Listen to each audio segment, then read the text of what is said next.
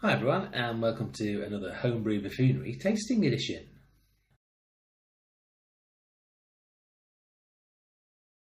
So in this edition what I've got is a bottle of my raw ale. Now two things about this. It was basically runoffs or the leftovers of a black IPA that I've done that I'm going to do another tasting video of in the next week or so.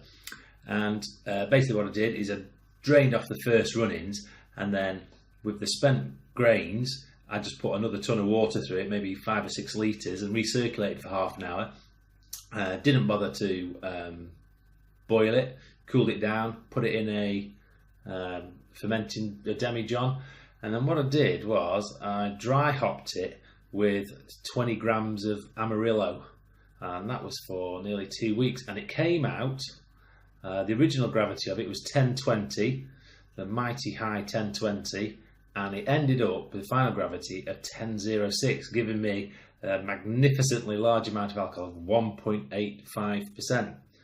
Now, the other thing that I did with this was, which is a bit pointless really, because it's a black IPA, or what's left of a black IPA, is I used the Mangrove Jack beer finings, which is basically like Kaitasan, which you use in wine and stuff like that. So I basically dumped the whole lot into the fermenting the demijohn with, I think there was nearly 5 litres of it. So, you know, I've dumped the whole lot in, and well, let's see how it goes. Is there any gas in it?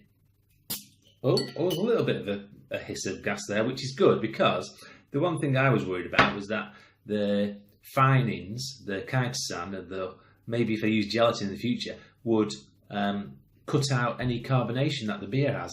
But it doesn't seem to do. There's a nice bit of beer, gas in there. So let's see how clear and clean it is. Oh, well, you know, that's not too bad at all.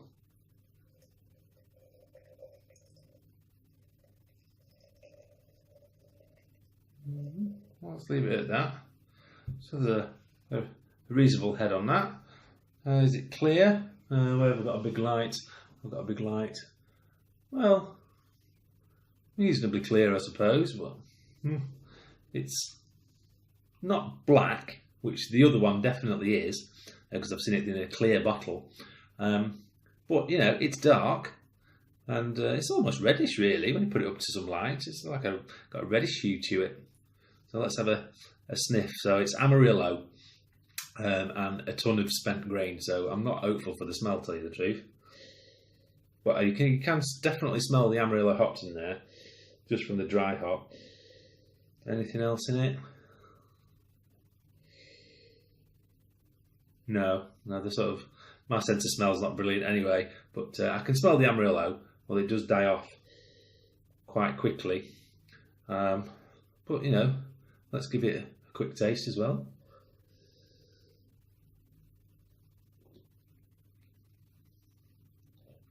Oh, now, that's really quite sweet, strangely.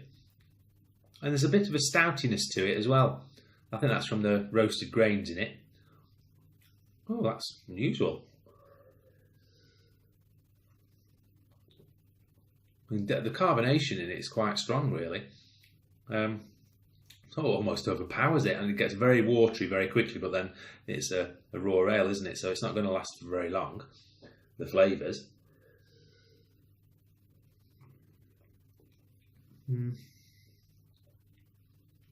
Well, do you know, there's not much body to it, and the mouthfeel is very, very watery and thin. But there's a little bit of a roasty flavour in there, with a little bit of coffee behind it. Don't get much of the Amarillo. I'll do on the nose, but not on the taste.